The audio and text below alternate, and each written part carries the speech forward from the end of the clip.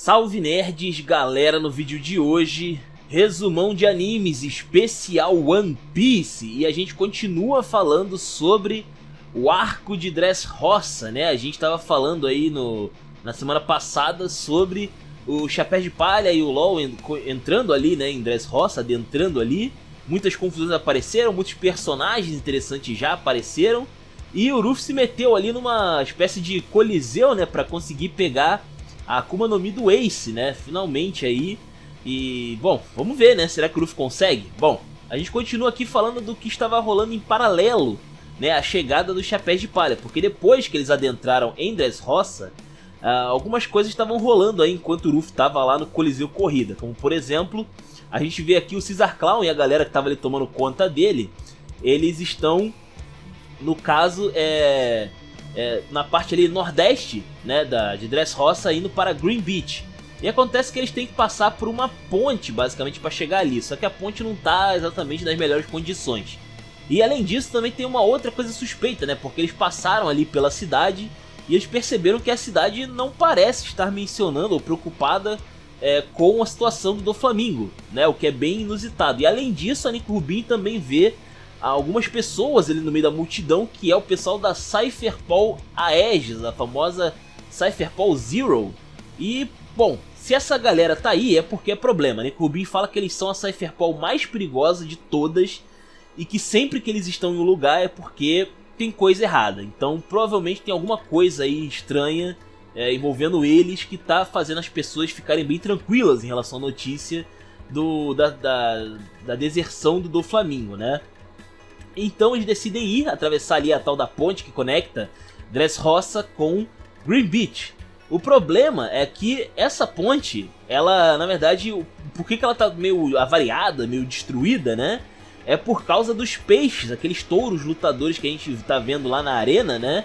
Eles estão aqui, eles ficam nessa região, aparentemente, ali de Dressrosa, né? Eles são comuns ali no litoral de Dressrosa e eles atacam as pessoas que ficam passando ali pela ponte. Então eles têm bastante dificuldade de atravessar com esses bichos pulando pra lá e pra cá, tentando pegar eles, inclusive. É bem perigoso, né? Olha a cara do bicho, é uma coisa meio medonha.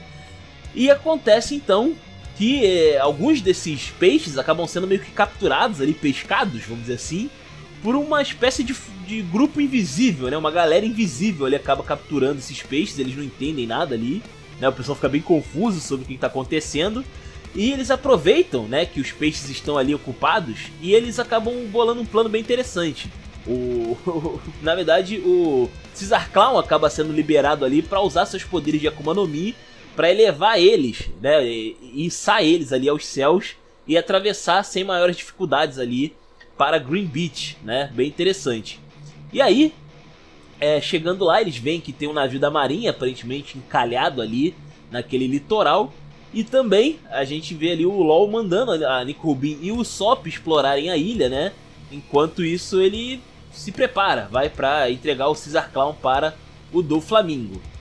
E ao mesmo tempo a gente também vê o que está acontecendo com o Sanji, né? O Sanji que era para ele ficar responsável pela defesa do Sunny, mas ele acabou indo para a cidade, né? Atraído ali pelo perfume, né? Pela culinária, né? Pelas mulheres, obviamente. E a gente sabe que ele tava ali ajudando a ir atrás do Zoro, né, que fugiu, tava perseguindo ali a Shusui, né, que tinha sido furtada até então. Só que no caminho, o Sanji, ele acaba encontrando uma mulher que é a Violet, que ela é uma dançarina ali, e ela acaba conquistando o coração do cara. Não que isso seja algo muito difícil, né, mas enfim. Ela acaba beijando ali, inclusive, o Sanji, e dizendo ali, explicando a situação de que ela tinha acabado de matar um homem e que ela tava fugindo, né, das autoridades ali, e ela queria a ajuda do Sanji para matar um outro homem, tá ligado? E aí o Sanji, tipo, ele foi comprado, né, pra ele é fácil, é gado demais, ele compra a ideia dela muito fácil e acaba indo com ela. É muito louco, ele abandona completamente a missão ali de resgatar o Zoro. Inclusive no caminho ele já tava cogitando deixar o Chapéu de Palha, já tava bolando a despedida já do bando, tá ligado? Foi o que uma mulher não faz, né, cara? O que uma mulher não faz? Bom, acontece que era uma armadilha, né? Ele foi capturado, obviamente, a mina obviamente não prestava, ainda mais com um histórico desse, né? E essa tal de Violet, ela acaba falando ali sobre como foi fácil, né, enganar o Sanji, inclusive. E ela se mostra como sendo alguém a favor ali da família Don Quixote, né? Ela acaba trabalhando com os piratas Don Quixote. E aí ela sabia, né, sobre então a chegada, né, dos Chapéus de Palha e tal, e ela precisava de alguém para tirar informações, alguém ali que viesse junto com eles, né. E ela tem ali um poder de Akuma no Mi, que dentre outras coisas, que eu vou fazer um vídeo separado falando sobre, ela também tem a capacidade de conseguir ver os pensamentos das pessoas, né. E aí ela tenta ali ver o que o Sanji tá pensando, né, tentando ver ali as informações do Sanji. Só que ele acaba pensando em várias coisas promíscuas ali e acaba atrapalhando a visão dela, né, na mente dele. Bem engraçado, o mecanismo de defesa dele me lembra muito Desert Punk. Quem viu sabe do que eu tô falando, né? Mas enfim, acontece então que no meio dessa confusão, o Sanji também é torturado, ele toma umas porradas ali e tal. E ele fala que apesar dela estar com a família do Flamengo, apesar dela parecer ser uma pessoa ali super malvadona e tal... ele diz que ela, na verdade, não mentiu sobre tudo. Ela não estava escondendo todas as informações. A história que ela falou sobre querer matar uma pessoa, precisar do Sanji para matar uma pessoa, pareceu ser muito real para ele. E isso acaba fisgando a Viola. Ela acaba tendo ali um gatilho de que, pô, realmente esse cara acreditou justamente nessa parte, né? Ele estava disposto a ajudar. E aí o que ela faz? Ela acaba atraindo o pessoal dos piratas Don Quixote. Pois é, ela acaba jogando ali umas lágrimas em formato de baleia, muito bizarro inclusive, ela detona o lugar e ela acaba soltando o Sanji. E aí ela acaba explicando que na verdade a pessoa que ela quer matar é o próprio Don Quixote. Ela tá ali então na trairagem, vamos dizer assim, e o Sanji acabou convencendo ela ali de que ele é o cara certo ali pra ajudar ela nessa empreitada de derrubar o Shichibukai, né? Muito louco, muito louco mesmo. Além disso, ela também fala sobre o negócio aí do Cypher Paul, a Edge, né? O que eles estão fazendo aí, qual é a confusão que tá rolando, por que o povo tá tão tranquilo, né, em relação à saída do Doflamingo do cargo. E a gente acaba vendo que o pessoal da Cypher Paul corrigiu, né, a mensagem falando que, na verdade, o Doflamingo não deixou de ser Shichibukai e muito menos abdicou o próprio trono. Na verdade, ele continua sendo tudo isso e era tudo uma armadilha, né, para pegar o LOL e o Chapéu de Palha. E acontece que o Sanji tenta se comunicar com o LOL, só que é meio tarde demais, meio que já tá rolando uma treta lá em Green Beach, né? E a gente vai pra lá, a gente vai então para Nico Rubin e Usopp. Eles estão ouvindo alguns fuzileiros navais ali. Só que esses fuzileiros são atacados por uma força invisível, né? Um povo ali invisível que começa a atacar então os fuzileiros. E eles também são atacados. Nico Rubin e o Usopp, eles também são ali atacados por esse povo, né? E aí a gente vê ali, inclusive um deles, que é o tal do Kabu, que é um bichinho bem pequenininho, né? E eles são apagados com gás tranquilizante, aparentemente. Depois a gente vê aqui o Usopp acordando. Ele foi capturado ali por essa galera minúscula, né? E eles estavam falando ali alguma coisa sobre o Noland, o que faz o Usopp imediatamente dar um migué de que ele é parente do Noland, né? Ele tenta dar um migué ali de que ele é o descendente de alguém conhecido. E aí o pessoal, o povo ali, que acaba se apresentando como sendo a tribo Tontata, eles acabam comprando a ideia e soltando o Usopp. O Usopp acaba virando ali uma celebridade pra eles, né? Bem interessante. Já no caso da Nico Rubin é um pouco mais complicado, porque ela não mente pra eles nem nada do tipo, né? Ela acaba sendo costurada no chão por um Tontata que é o Léo, que tem ali um poder de Akuma no Mi, que é a Nui Nui no Mi. E essa Akuma no Mi dá ele a capacidade de costurar qualquer coisa em qualquer coisa, basicamente, né? E então assim, ela tá presa no chão, basicamente. E aí os Tontatas tentam ali falar com ela fala que não é uma ameaça pra eles acabam acreditando muito fácil. Tipo, é extremamente fácil pra convencer os caras, eles são muito ingênuos, tá ligado? E aí eles tentam ali dar uma vistoriada, vamos dizer assim, na Nico Rubin pra saber se ela não tava armada, né? Quase deixam ela peladona ali, né, despida. Só que a Nico Rubin meio que é salva ali por um dos caras principais ali, falando que a Nico Rubin é amiga do Usopp, né, que é o tal do Flapper.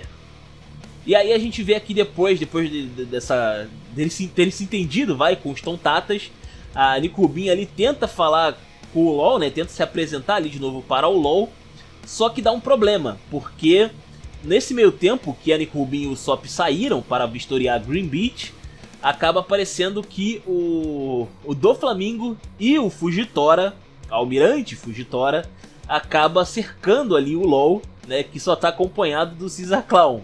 Pois é. E a gente sabe que o Caesar Clown só não saiu ainda, só não tentou fugir até agora, porque o LOL tem o seu coração, né? Então, assim, se ele der mole, o LOL vai lá e estoura o coração do cara. E aí, então, fica esse climão, né? Porque, pô, de um lado tem a Marinha, do outro tem o Doflamingo, né? Que tá com cara de poucos amigos depois das falas aí desafiadoras do LoL, né? E dá muito problema.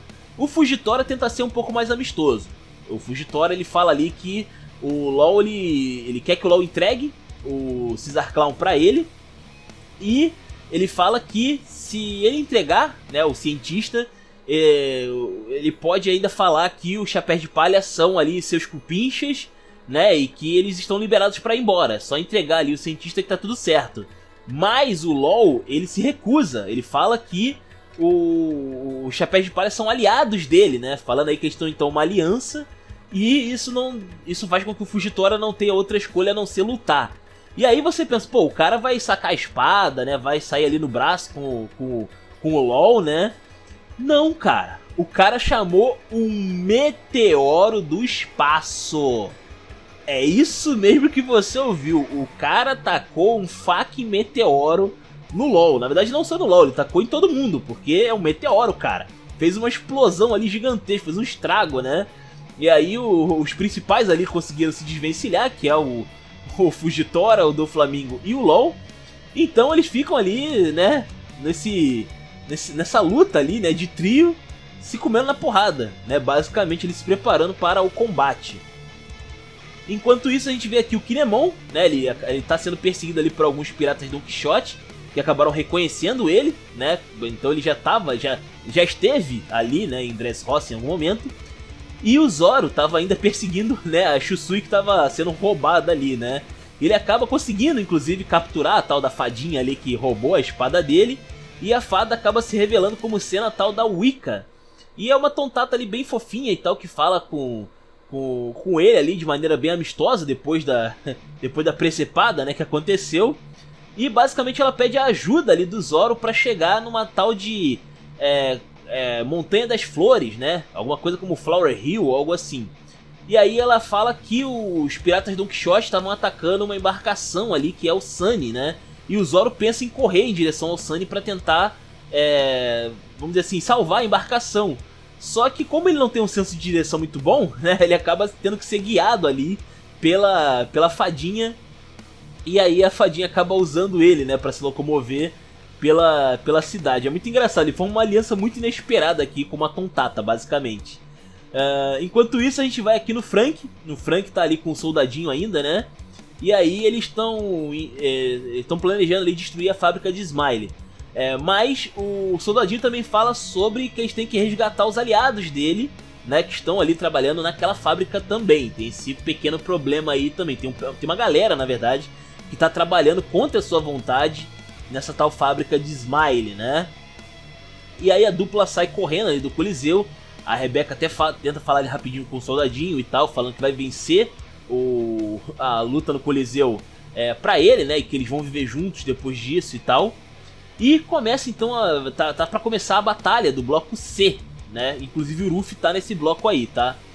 Mas antes disso a gente tem aqui o Frank, ele tá contactando ali o Sandy, né? Sobre o que tá acontecendo. O Sandy começa a ver ali o Ruffy lutando, né? No Coliseu. E a Violet deu pra ele então um mapa da fábrica de Smile, enquanto os subordinados acabam se levantando ali de novo, os cupinchas ali que eram dela, acabam indo atrás deles ali, né? Então eles acabam tendo que correr, né? O Kinemon ali se reúne com o Sandy, pedindo pra derrubar ali os piratas Don Quixote que estavam atrás dele. O Sandy acaba ajudando o Kinemon então, né? E pedindo que acompanhasse eles, né? Até a tal da casa de brinquedos ali onde o Kanjuro tava sendo mantido. Então o Kanjuro, ele tá preso em algum lugar conhecida como House Toy, né? A casa dos brinquedos ali. E a fábrica de Smile, né? Aparentemente tem alguma conexão com esse lugar. Depois o Sanji ele acaba parando, ele acaba não indo diretamente até esse local, porque eles passam ali pelo Coliseu e acontece que em volta do Coliseu tem alguns fuzileiros navais, e o plano dos fuzileiros navais aqui eu tenho que admitir que era bem inteligente até certo ponto. Eles estavam montando ali um perímetro em volta do Coliseu, esperando que os derrotados do combate da arena saíssem machucados, né, derrotados ali, e a marinha ia só pegar e dar o golpe final e prender todo mundo, porque muita gente ali é pirata, né, muita gente ali é fora da lei, então eles iam basicamente pegar ali só os derrotados e levar direto pra prisão basicamente. Só que o estranho, inclusive eles estavam sendo liderados ali pelo tal do vice-almirante Bastille. Só que acontece que simplesmente ninguém sai da arena. Alguma coisa está acontecendo lá dentro que os derrotados não estão saindo, né? Eles estão indo para algum outro lugar, aparentemente, que eles simplesmente não saem dali. E aí a gente vai então para o que está acontecendo de fato dentro da arena, né? Onde a gente vai aqui começando falando sobre o tal do Rick, né? Aquele grande lutador que a gente viu aí num dos combates passados, e ele não quer receber tratamento ali do pessoal do Coliseu, mas a tal da Rebecca acaba aparecendo e convencendo ele a fazer ali os curativos, né? E aí ele parece reconhecer ela, né? Ele fica bastante emocionado ali de ver quem é essa garota, e ele acaba ficando bastante triste ali, pedindo desculpas em silêncio ali pra ela e tal. Em outra parte dali a gente vê que o Bellamy recebe uma segunda chance para se tornar oficial dos Piratas do Quixote, e a nova missão dele agora é derrotar ninguém mais, ninguém menos que o Chapéu de Palha, para derrotar o Ruffy.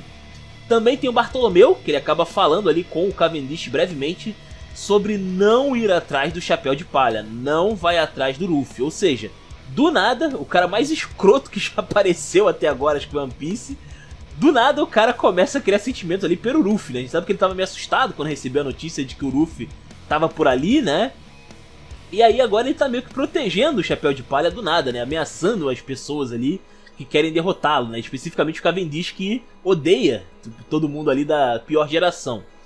E aí a gente vai para o combate, né, do Ruffy, onde tem vários caras interessantes nesse bloco aí do Ruffy, muito legal mesmo. E eu vou falar sobre alguns deles aqui. A gente tem, por exemplo, o Hajirudin. Ele era o favorito, inclusive, desse bloco para ganhar, porque ele era um gigante. Ele era enorme, com certeza era o cara que tinha mais força física de todos os competidores. Só que o que acontece? O Ruffy, no meio da luta ali, ele acaba encontrando um aliado inesperado, que é um touro. É um touro ali, lutador, né, feito pra briga mesmo. E ele era muito forte, inclusive. Ele tem um histórico invejável ali de abater vários competidores da arena.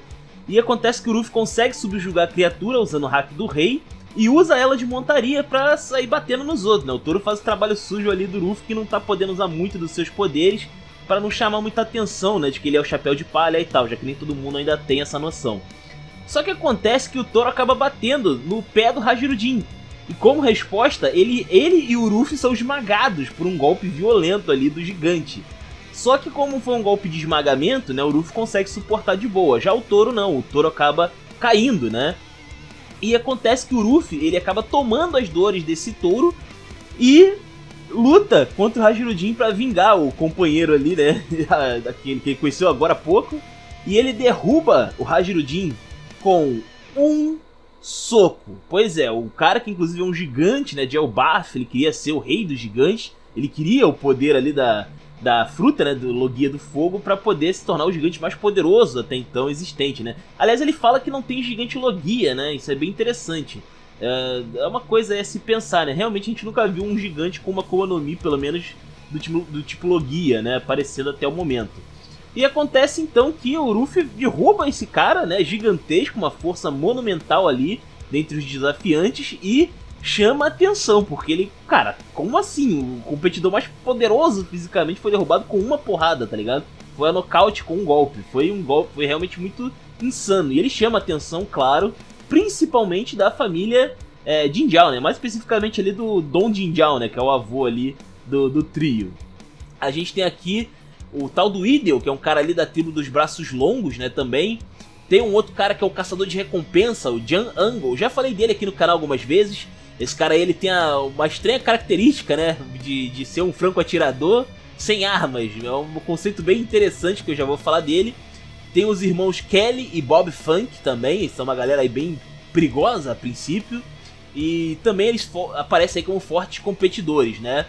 E aí a gente vê que, por exemplo, essa galera aí, o tal dos irmãos Funk, eles são confrontados pelo Bo Jinjiao, né? Só que o cara não esperava qual seria o golpe que esses irmãos bolariam, né? Porque é uma dupla a princípio, né? E aí o que acontece? O Kelly Funk, que é o irmão mais baixo, vamos dizer assim, da dupla, ele tem um poder de Akuma no Mi, que é a Jakejaki no Mi. Que ele basicamente pode virar uma espécie de vestimenta para outras pessoas usarem ele. E aí ele pode controlar a pessoa que está usando ele como roupa. Basicamente, é uma coisa muito bizarra. Sério, muito estranho mesmo. E acontece que o irmão dele, que é o Bob Funk, ele é um brutamonte, um cara muito maçaroca mesmo. E acontece que o irmão dele usa, né, o Kelly Funk como vestimenta. E esse Kelly Funk, ele não é um cara forte fisicamente, pelo menos não comparado com o irmão, obviamente. Mas ele tem golpes rápidos, que não são fortes, mas que são bem rápidos. E aí quando ele é vestido pelo seu irmão, ele ganha um atributo físico do seu irmão também. Então ele manda os mesmos golpes de quando ele é mais baixo, mais fraco, né, que são golpes mais velozes, só que com a força absurda que o irmão dele tem. Isso, cara, ele reboca o Bo Jinjiao na porrada, sem misericórdia. Inclusive parece muito Gomu Gomu Gatling Gun, né, o metralhadora. Ele derruba o cara assim na violência bruta mesmo, foi bem interessante. Só que isso não dura muito não, apesar de ser muito impressionante essa combinação aí dos irmãos. Eles são vencidos pelo outro Jinjiao, que é o Sai Jinjiao. Esse cara é diferente, tá? Esse cara aí é muito foda. Ele não só esquiva dos ataques da combinação dos irmãos Funk, como também derruba eles com um chute só. É One Kick Man. Pois é.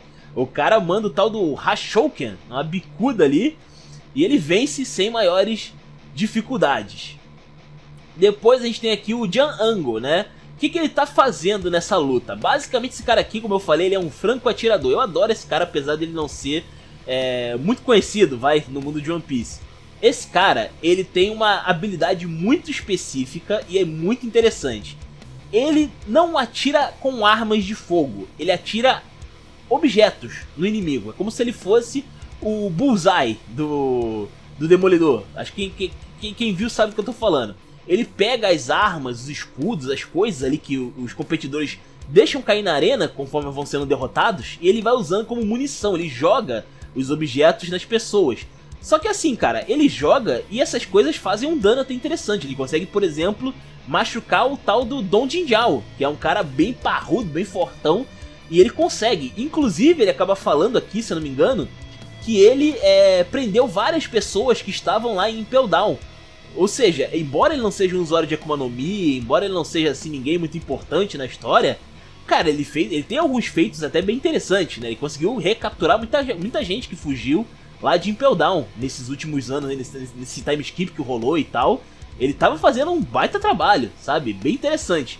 E além disso, ele também tem uma outra característica que, apesar dele ser parrudo, ele é um cara largão, ele é bastante furtivo. Ele consegue roubar as armas ali pra jogar nos outros na maciota. As pessoas nem percebem que o equipamento foi roubado. Inclusive ele rouba o capacete do Ruffy. Então ele expõe ali o Ruffy, vamos dizer assim, perante a plateia. Só que o erro dele foi justamente se meter entre o Ruffy e o Don Jinjiao, porque o Don Jinjiao ele tá cego pelo ódio, ele só tem olhos para o chapéu de palha. E no meio dessa confusão, quando o cara se meteu ali na briga, né, tentando roubar furtivamente o Ruffy, ele acaba ficando muito próximo ali da luta dos dois e por acaso, né, ele acaba tomando ali uma investida do Jinjiao, do Don Jinjiao, que acaba nocauteando ele. Ele acaba sendo derrotado ali com uma cabeçada, né, violenta. E aí, né, falando sobre os dois, o Ruffy e o Don Jinjiao, a gente tem aqui o grande confronto entre eles, inclusive, né, um grande choque, inclusive, deles de porrada, que acaba jogando todo mundo pra fora. Eles acabam ali, a porrada entre eles é tão poderosa que o impacto joga todos os competidores pra fora. Então basicamente fica só o Ruffy e o Don Jinjiao pra resolver as coisas ali na arena, né? E aqui inclusive a gente vê que por que o Don Jinjiao é tão raivoso com o Ruffy e o Garp, né? Principalmente o Garp, que é quem gerou aí, que é o responsável, vai, por esse ódio que o Dong Jinjiao tem. Basicamente, o que acontece? O crânio do Dong Jinjiao era diferente há 30 anos atrás. Ele tinha a cabeça dele era pontuda, tá ligado? Era bem bizarro mesmo. Parecia até uma bala. E acontece que ele usava essa protuberância da cabeça como uma lança, né? A gente sabe que ele bate com a cabeça nos seus ataques, né? E com essa deformidade que ele tinha, né? Com essa protuberância, ele acabava sendo muito perigoso, né? Ele tinha praticamente ali uma espécie de uma arma mesmo, né? Na cabeça. E acontece que ele juntou muito tesouro durante a vida dele, muitos tesouros foram acumulados, e ele decidiu guardar esse tesouro para ficar escondido, né, longe das outras pessoas. Ele acaba escondendo esse tesouro em um ambiente ali gélido, né, em uma área de geleira. E o tesouro fica dentro de uma camada muito grande de gelo que só ele conseguiria quebrar. Ele estava ciente de que ele conseguiria quebrar com a cabeça dele, né, com aquela protuberância que ele tinha. Só que ele acaba se encontrando com o Garp em um dado momento, e o Garp dá um golpe na cabeça dele com tanta força que aquela protuberância afunda no crânio dele. Então ele perde aquela ponta, aquela arma que ele tinha na cabeça, e ele não pode mais recuperar o seu tesouro, porque ele não pode mais quebrar o gelo, tá ligado? Então ele perdeu todo o tesouro dele por causa do Garp. Então é por isso que ele tem tanta raiva, né, do cara. E também dos seus descendentes, obviamente. É uma raiva que transcende gerações.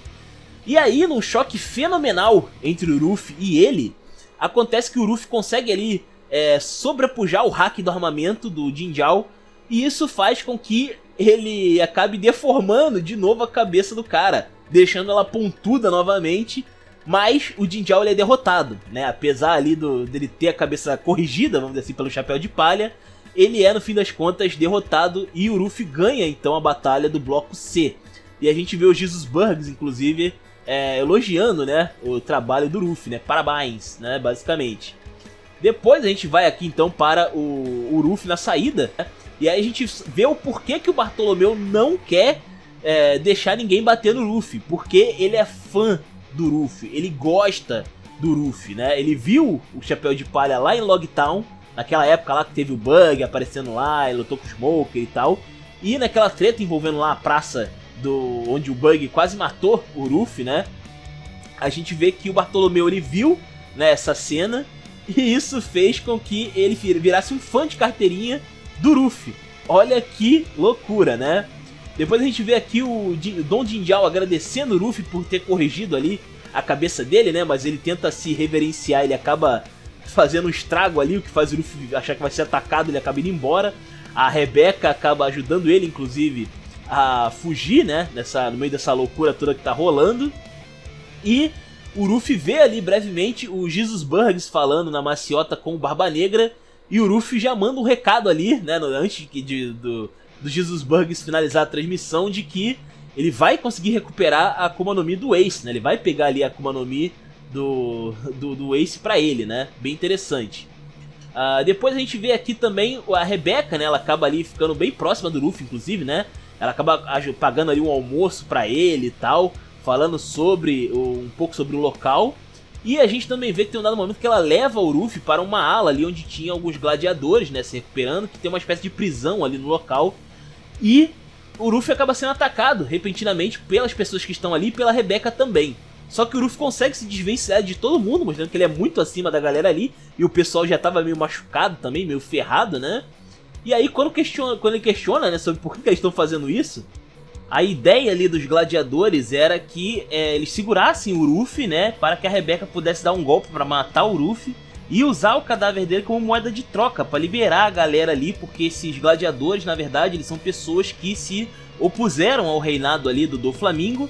E eles foram forçados a lutar até a morte, praticamente, na arena. Na prática, né, na teoria pelo menos, melhor dizendo, eles têm que lutar ali 1000 batalhas para conseguir sua liberdade. O problema é que, cara, muitos ali vão morrer antes da 100ª batalha. Então, tipo, é impossível, tá ligado? Eles vão ficar ali até a morte, realmente, sacou? E aí, pô, não conseguiram, né, matar o Ruffy. Inclusive o Ruffy só não ficou bolado com a Rebecca porque, apesar dela ter atacado ele ali, ela deu comida pra ele, né? Então ele não vai... Ele não tem rancor ali de alguém que paga comida pra ele, basicamente. E a gente acaba vendo um pouco também aqui depois sobre a história da Rebecca, né? Por que ela tá ajudando essa galera aí que tava presa ali, né? Que tava tentando usar o Uruf como uma espécie de moeda de troca, né? A gente vê que a Rebecca, ela vai lutar na próxima luta, né? No bloco D. E a gente vê um pouco do passado dela aqui sendo dito, né? Sobre... qual é a relação dela com aquele soldadinho, por exemplo, que o soldadinho conhece essa Rebecca. E basicamente ela teve os pais mortos quando ela era mais nova, quando ela era bem criancinha.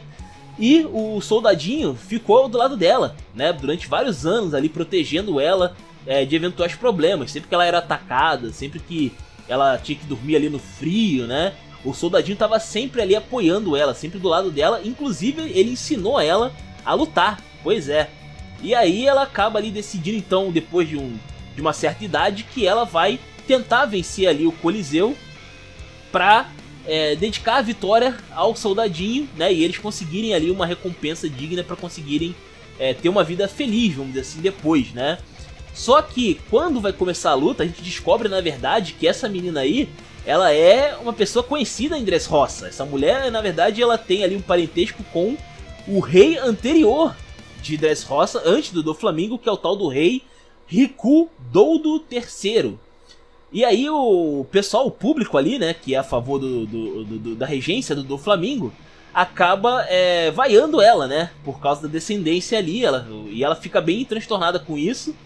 E acontece que quem vai amparar ela é o Cavendish, que manda ali a multidão calar a boca, né, silencia a multidão, e diz ali que se eles odeiam tanto ela, que venham para a arena lutar contra ela, né? Obviamente que a população não tem bolas para fazer isso, então vida que segue, né? O combate ali do bloco D continua, né? Rolando.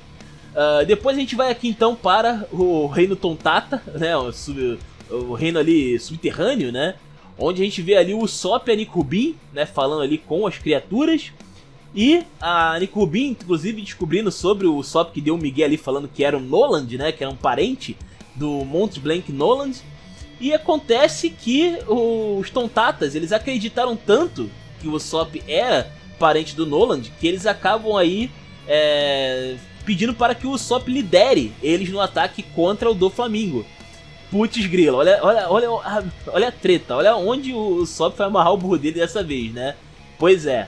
Em Dressrosa a gente vê aqui o Frank e o soldadinho andando pela cidade, e o soldadinho acaba falando ali um pouco com o Frank sobre o que tá rolando, né? Por que tem esses brinquedos andando por aí com as pessoas. E aí a gente vê duas coisas bizarras acontecendo aqui sobre esses brinquedos. Primeiro, que tem um brinquedo ali que aparentemente ele começa a falar com uma mulher como se ele a conhecesse, né?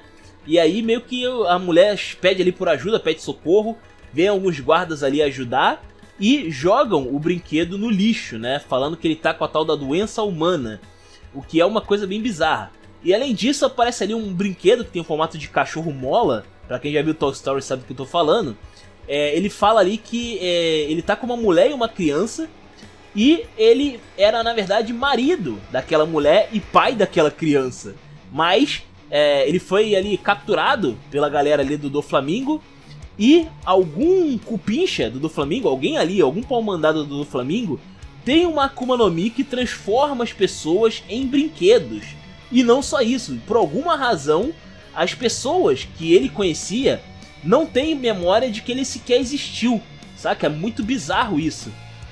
Então, não só ele foi transformado em brinquedo, como ainda por cima, as pessoas ali, a esposa, né, não lembra quem é o marido dela, saca? Bizarro. Ela continuou vivendo sua vida como, sei lá, o bebê dela nasceu, um anjo veio e brotou nela ali um negócio, tá ligado? Bizarro. Muito louco. E aí o soldadinho fala, né, que em algum momento todos esses brinquedos que estão aparecendo ali já foram humanos em algum momento, saca? Isso já aconteceu. E assim, desde que o Doflamingo assumiu o seu posto ali como rei, as pessoas estão sendo transformadas em brinquedos, né? Algumas pessoas estão sendo transformadas em brinquedos. Olha que loucura, né? E aí, de alguma forma, eles também conseguem fazer com que essa galera seja esquecida, vai, pelo resto do povo, de Dressrosa. Muito louco. E aí o Soldadinho e o Frank, eles acabam se dirigindo para um local ali que é o tal do Flower Hill, né? Que é a Montanha das Flores, né? Onde outros personagens também acabam indo também. Nesse meio tempo a gente também vê aqui o tal do Léo falando com o Sop, né? Que os Tontatas ali, eles estão querendo lutar contra o Doflamingo para resgatar os seus 500 camaradas, né? 500 Tontatas ali estão cativos sobre ali a sombra do Doflamingo. Além disso, a princesa Tontata, que é a tal da Manchery, acaba falando, ela também foi capturada ali e está sendo mantida também trabalhando na fábrica de Smile, localizada embaixo do Coliseu Corrida. Então a fábrica fica embaixo daquela arena onde o Ruffy está cobrindo os outros de porrada, basicamente, tá? Além disso, também é falado aqui, né, principalmente por parte da Nico Rubin, enquanto eles estão ali se dirigindo para Dressrosa, né, a gente vê ali que os Tontatas usam como meio de locomoção algumas raposas e alguns insetos ali. A gente tem um líder, vamos dizer assim, dos Tontatas, que é o tal do Gantio. Ele acaba falando ali com a Nico Rubin e o Sop sobre a história entre eles e a família Don Quixote, que remonta a mais de 900 anos. Então essa treta envolvendo aí a família Don Quixote e os Tontatas é secular, quase milenar praticamente, tá ligado? Muito tempo mesmo. Depois a gente vai aqui então para o Frank e o Soldadinho, eles acabam chegando ali e eles encontram o Zoro, né, também com alguns Tontatas, e acaba sendo revelado ali que o Sop tinha vindo para liderar eles e tal. E depois o resto dos Tontatas chega ali com o Nico Rubin e o Sop e tal, todo mundo se reúne, e o Soldadinho então repassa o plano para depor o Doflamingo. E o Sop fica assustado, né? Porque ele tecnicamente vai liderar os Tontatas. Ele é o cara que vai na frente dessa vez, né? Por causa da mentira dele. Tá pagando pelos pecados aí, o Sop, né? Depois a gente vê aqui o Zoro e a tal da Wicca lá, né? Eles foram ajudar a equipe que tava no Sunny, né? Só que no caminho ele acaba encontrando o Sandy e Kinemon. E aí eles acabam combinando ali, o Sandy acaba indo defender o Sunny, que era o seu propósito original, né? E o Sandy dá para o Kinemon um Vivicard, né, que a Violet deu para ele. E aí o Zoro e o Kinemon, eles vão encontrar um jeito de tentar resgatar o Ruffy, tentar tirar o Ruffy de lá do Coliseu, né? O Sandy, inclusive, né, ele vai para Green Beach com a Violet, que revela inclusive uma grande presença de fuzileiros navais ao redor da costa da ilha, né? E no Palácio Real de Dressrosa a gente vê aqui um outro personagem, que é o tal do Gladius, que faz parte ali do bando dos piratas Don Quixote, e esse cara ele fica pistolaço de saber que a Violet traiu o movimento, né? Então essa Violet também aparentemente tem alguma importância, vai, nessa trama também, alguma grande importância. Eu vou finalizar o vídeo por aqui, tá? Tem outras coisas também que estão rolando aí, mas a gente vai deixar pra semana que vem, beleza? Espero que vocês tenham gostado, comentem aí, os comentários são de vocês, se inscrevam, compartilhem. Taverna do Bacon, link na descrição. Vou ficando por aqui, valeu nerds, fui!